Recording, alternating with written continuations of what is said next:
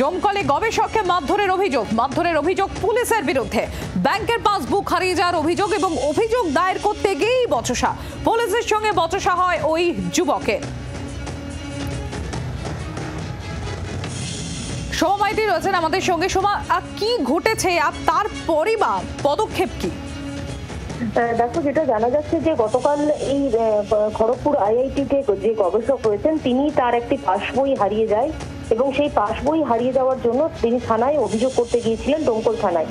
এবং সেই সময় তিনি যখন অভিযোগ করতে যান, সেই সময় যিনি কর্তব্যরত SI ছিলেন তার সঙ্গে প্রথমে তার বচসা হয় এবং বেশ কিছুক্ষণ কথা কাটাকাটি হয় এবং তারপরই তাকে ব্যাপক পরিমাণে একটা ঘরের মধ্যে ঢুকিয়ে মারধর করা হয়, এমনটাই তিনি অভিযোগ করেছেন। এবং তিনি লিখিতভাবে আজ সকালে তিনি অভিযোগ জানিয়েছেন জেলা পুলিশ সুপারের কাছে যে থানায় তিনি যে ডায়েরি করতে গিয়েছিলেন তার একটা পাসবুক হারিয়ে যাওয়ার জন্য মিসিং ডায়েরি করতে গিয়ে তার সঙ্গে অভব্য ব্যবহার করা হয়, কথা কাটাকাটি হয় এবং তারপর তাকে ব্যাপক পরিমাণে মারধর করা হয়।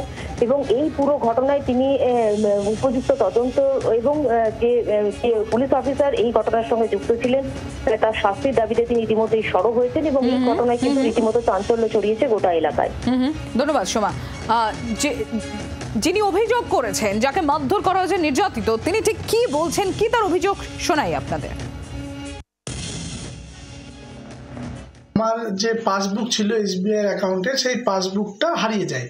তার জন্য আমি একটা GDE করতে যাই 1:30 নাগাদ। অফিসার ইনচার্জ ছিলেন, উনি দেখে সঙ্গে সঙ্গে বলেন যে আপনি একটা স্ট্যাম্প মেরে নিয়ে আসুন ব্যাংক থেকে। তখন ওনাকে আমি বোঝানোর চেষ্টা করি যে না, আমার ব্রাঞ্চটা হচ্ছে খড়গপুরে, তাই আমার পক্ষে স্ট্যাম্প মারা সম্ভব না। তখন বলছেন তুমি জোরে কথা বলছো। তারপরে থানার যে আশেপাশে স্টাফ ছিল তারা সঙ্গে সঙ্গে আমাকে ছেড়ে দেবো, না তুই জোরে কথা বলছিস, তোকে লকআপে দেবো। মেজবাবু উজ্জ্বল বিশ্বাস বলে উনি আসলেন। কাগজপত্র কই, এই কাগজগুলো বলে দেখি বলে উনি সঙ্গে সঙ্গে কাগজগুলো নিয়ে বলেন ঠিক আছে আপনি আমার সঙ্গে আসুন। আমি তো জানি না CCTV নেই। আমি ঢোকার পরে দরজা বন্ধ করেছে বেদম মার। বাংলার আওয়াজ, বাঙালির আবেগ, জি 24 ঘন্টা।